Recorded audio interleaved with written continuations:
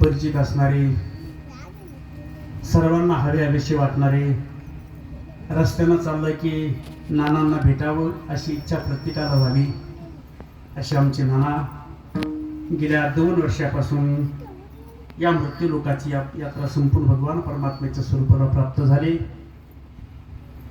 जवळजवळ या वस्तीवरती नानांच्या निमित्तानं हा 4था कार्यक्रम आहे ना, 4था. पहिल्या कार्यक्रमाला आपण सारे होतो की या परिवाराने आपल्या पित्याच्या माध्यमातून फार मोठं अभिष्ट चिंतन सोहळा साजरा केला होता. जवळजवळ 100 उलटून गेलेले नाना परिवाराने त्यांचा हा अभिष्ट चिंतन सोहळ्याचा कार्यक्रम ठेवला. ताईंचं कीर्तन होतं, आपण सारे उपस्थित होतो. नाना गेल्यानंतर त्यांच्या दसकिऱ्या विधीला आपल्याच गावचे शेजारी खोपडीचे हरिभक्तीपरायण राजे फिरगिरी महाराज यांची दसकिऱ्या विधीचं आहे ना कीर्तन होतं. आणि गेल्या वर्षी वर्षश्राद्ध नानांचं झालं. वर्षश्राद्धाची कीर्तनाची सेवा हरिभक्तीपरायण परमपूजनीय आदरणीय अर्जुनगिरीजी महाराज है ना, नारायणगिरी महाराज श्रमशिंगी. आणि या द्वितीय पुण्यस्मरणाच्या निमित्तानं आज आपल्याकडे या तागायत या तिथीला मितीला वेळेला ही सेवा आपण सारी संपन्न करत आहोत. तसं जर पाहिलं तर सध्या दसक्रिया विधी करणं कठीण आहे. काय आता भाऊ बरेच आता नेहमीच आम्ही हे रोजच आमचं जवळजवळ वर्षात असे काही परिवारामध्ये माणसं मी पाहिलं की आपल्या आईच्या माध्यमातून वडिलांच्या माध्यमातून विधी करतायत. अरे म्हणत आप्पा एकदा असं झालं, दशकरी विधीचं मला कीर्तन सांगितलं म्हणून मी गेलो. तर वस्तीवर कार्यक्रम होता आणि जास्त काही नव्हते, 2च भाऊ होते, जालिंदर काका. आता ज्याने मला तारीख दिली मी त्याच्याकडे गेलो, पण माझ्या अगोदर दुसरीकडे प्रवचन चालू होतं. कशाचं? दहाव्याचंच. मला कीर्तन ठेवलं, प्रवचन चालू झालं. मग ते आली माझ्याकडे, म्हणजे महाराज आमच्या लहान्या बंधून होते 10 2 दशक्रिया विधी. वर्ष श्राद्ध तर दोघांनी नाही केलं. तिथे द्वितीय पुण्यस्मरण काय प्रेम असेल. 100 उलटून गेल्यानंतर बाबांच्या निमित्तानं परिवाराने मोठा कार्यक्रम ठेवला. का म्हणून बोललो मी, ज्यांनी आयुष्यभर भगवंताची सेवा केली, साधू संतांना जीवनामध्ये सदा नतमस्तक राहिले. नानांबद्दल मी आज खूप काही बोलणार आहे आणि बोललंही पाहिजे. मी अभंग म्हटल्याबरोबर तुमच्या लक्षात आला असेल.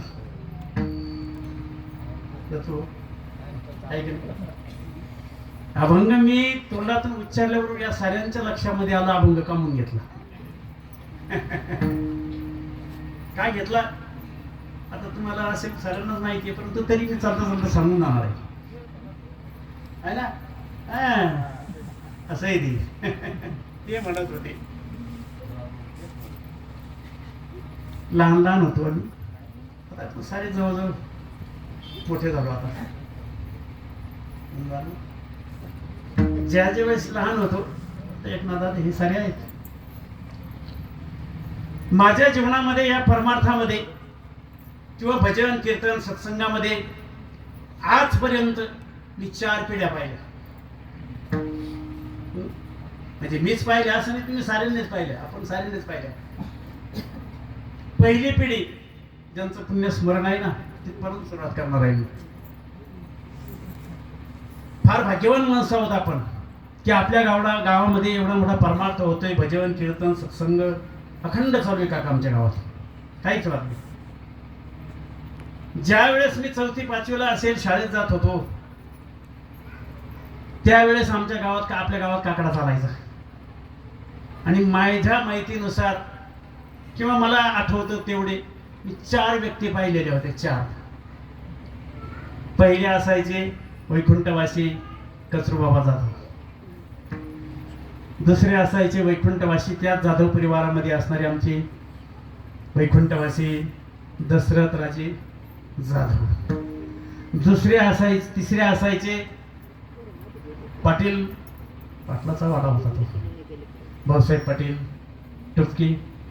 आणि चौथी व्यक्ती त्या काकड्यामध्ये असायचे बाबुरावरावजी टुपकी. 4 माणसं मी म्हणजे लहान होतो आणि आपण भाऊनाने जायचं ना पांडुरंग मंदिरामध्ये. तर हे 4 व्यक्ती काकडा करायचे. आणि ऐका ना, काय जाणे आमच्या नानांना काकडा सुरू झाला, कचरू बाबा सुंदर काकड्याचे अभंग म्हणायचे.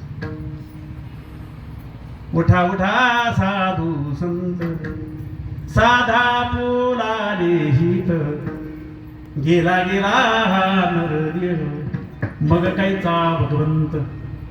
म्हणता म्हणता म्हणता तो अभंग निमेच्या पुढे ढळायचा.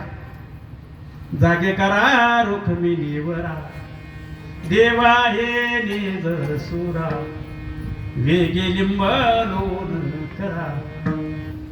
नानांच्या दारामध्ये आजही असेल, त्यांच्या काळापासून निंबोनीचं झाड होतं. आहे का? आहे ना, मागच्या बाजूला. काय जाणे महाराज, त्या माणसाकडे पाहिल्यानंतर किंवा आमच्या जुन्या माणसांकडे पाहिल्यानंतर असं वाटायचं हा परमार्थ म्हणजे आपण काहीच नाही त्यांच्या पुढे. आमचे नाना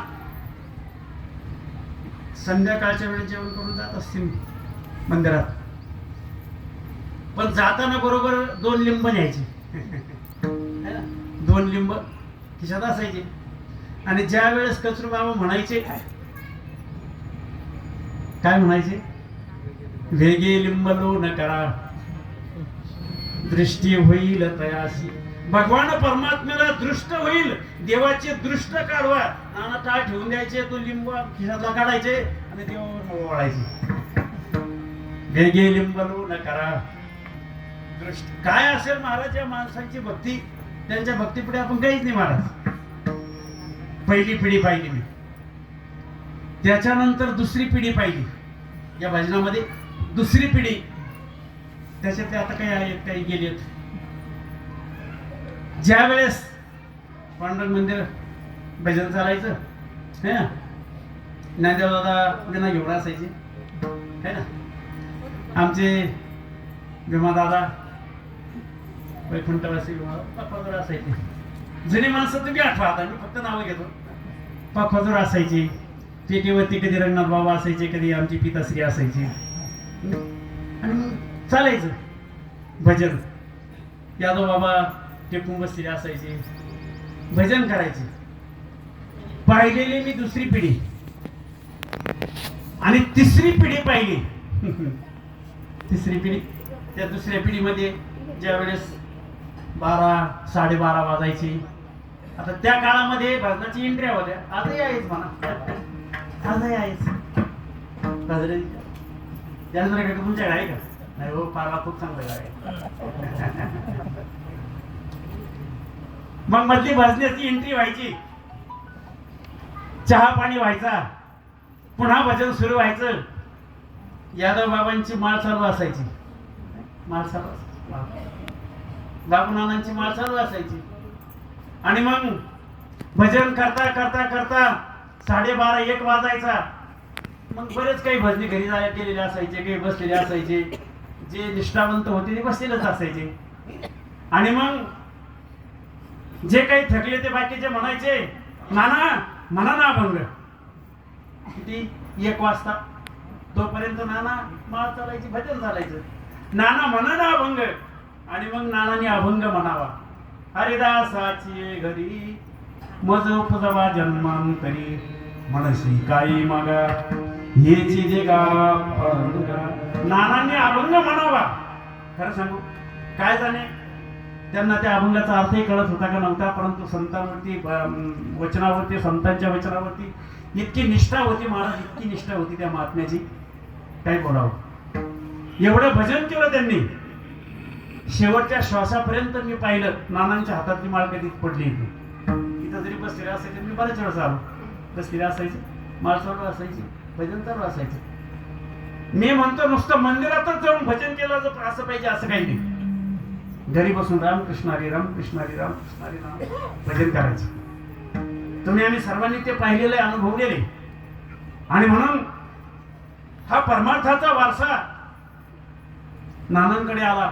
नानांनी कोंडाजी काकाजी पाहिलेले, नारंगीरजी महाराज पाहिले, महान महापुरुष पाहिले. महाराजांची सेवा जीवनामध्ये त्यांनी फार अशा प्रकारची जिगरीने केली. आणि म्हणून यदा कदाचित हे दुसरं पुण्य स्मरण होतंय ही त्यांचीच पुण्याई आहे, त्यांचीच पुण्याई आहे. आता जवळजवळ नाव फेटा बांधायचं ना, फेटा बांधायचं. आता नाना गेल्यानंतर फेटा घेतला म्हणा आता सभ्य बाबांनी बांधतात ना, फेटा बांधतात सभ्य बाबा फेटा बांधतात. आता फेटेच बंद होत चालले महाराज. आता काय आता अवघड जाईल. तीर्थराम बाबा हरिभक्ती परायण आमची तीर्थराम बाबा, सभ्य बाबा. आणि ही वारसाची तिसरा जो वारस आहे ना आमचे, आपल्या सर्वांचे मंजारी बाबा, मंजारी बाबूराव पाटील टोपके, त्याच वस्तीवरती आपण आहात, त्यांचं पुण्यस्मरण आहे. आणि म्हणून यदा कदाचित बाबूराव बाबांची परमार्थाचा वारसा यदा कदाचित मंजारी बाबांनी घेतला बरं का. म्हणजे काय म्हणतो मी, हे भजनालय असतात, कोणी टाळकरी कमी असले तर बाबा पाहत लगेच टाळ घेऊन उभे राहणार. म्हणजे हा भजनाचाही वारसा आपल्या जीवनामध्ये आपण चालवला पाहिजे. नुसता संसारच नाही चालवला पाहिजे महाराज. नुसता संसार तर आपल्या मुलं करणारच आहे. दुसरी पिढी पाहिली मी त्यांची, आणि तिसऱ्या पिढीचा परमार्थ जगन्नाना मी आज पाहतोय. हे जे सारे आहेत ना आमची तिसरी पिढी ना आपली. जगन्नाथ दादा ही तिसरी पिढी आमची तिसरी पिढी. आता तुम्ही लई थोडे राहिले, आता 3 पिढ्या. आणि आता पुढची पिढी आहे चौथी पिढी. चौथी पिढी आता पाहायला लागलो मी, आहे ना. विशाल आहे, गौरव दादा आहे, कैलास भाऊ आहे ना. चौथी पिढी. म्हणून यदा कदाचित मला कधी कधी असं वाटतं, मी जर चार पिढ्या माझ्या गावातल्या परमार्थाच्या भजनाच्या जर पाहतो तर कधी कधी एकनाथ दादा मलाही असं वाटतं की आपणही जगद्गुरु तुकोबारायांचं वचन घेऊन म्हणावं, माझ्या वडिलाची मेरासी गाणे माझ्या